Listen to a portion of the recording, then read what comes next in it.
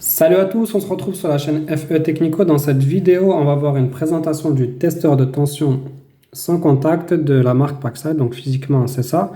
Par contre, avant de commencer la présentation, un petit rappel, une petite information, ça ne remplace pas un VAT. Donc si vous voulez faire une consignation, vous voulez vérifier qu'il n'y a plus de tension, vous devez utiliser un vérificateur d'absence de tension. Et comme ça, au moins, vous pourrez travailler en sécurité. Donc, si vous devez changer un disjoncteur, une prise ou tout autre élément électrique, vous devez utiliser un VAT. Donc, on continue la présentation. Donc, c'est un testeur de tension. C'est la version PSSFS3A2. Donc, vous avez une plage de tension de 70 à 1000 volts. Donc, en dessous de 70 volts, ça ne détecte pas de tension. Donc, par exemple, pour vos spots qui sont alimentés en 24 volts, si vous devez vérifier qu'il n'y a pas de tension, ça ne fonctionne pas. Vous avez une plage de fréquence de 50 à 60 Hz et vous avez des piles qui sont incluses. Vous avez les piles et une notice d'utilisation. Donc là, comme je vous ai dit, il y a les piles. Pour les insérer, là, vous avez un dessin qui vous indique comment vous devez insérer vos piles, le sens. Là, vous avez un capuchon. Vous dévissez votre capuchon, vous insérez vos piles et vous refermez. Ici, vous avez un bouton pour allumer votre lampe. Donc pour qu'elle soit allumée, il faut rester appuyé. L'avantage, c'est ça évite que si dans votre poche elle reste allumée, ça décharge les piles. Et pour allumer votre détecteur, vous devez appuyer une fois. Vous avez un voyant qui va s'allumer et un avertisseur sonore. Donc là, je vais appuyer. Vous allez voir le voyant vert qui va s'allumer, un avertisseur sonore. Donc là, j'allume. Voilà. Vous avez la LED verte qui s'allume et vous avez entendu le bip.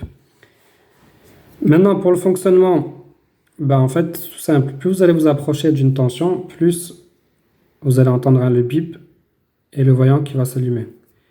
Donc là, on s'approche. Voilà. Et plus vous allez vous approcher de la tension, plus ça va aller plus vite. Voilà. Comme là, je colle le câble. On voit que la vitesse du bip et du témoin lumineux va de plus en plus vite. Voilà, là, ça veut dire qu'il n'y a pas de tension, donc je suis allumé vert. Plus je me rapproche,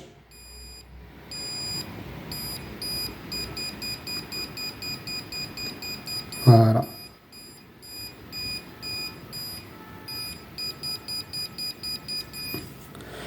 Ensuite, une petite dernière information. Donc là, on a vu qu'il y avait un voyant vert, un voyant vert et rouge, et on avait un avertisseur sonore.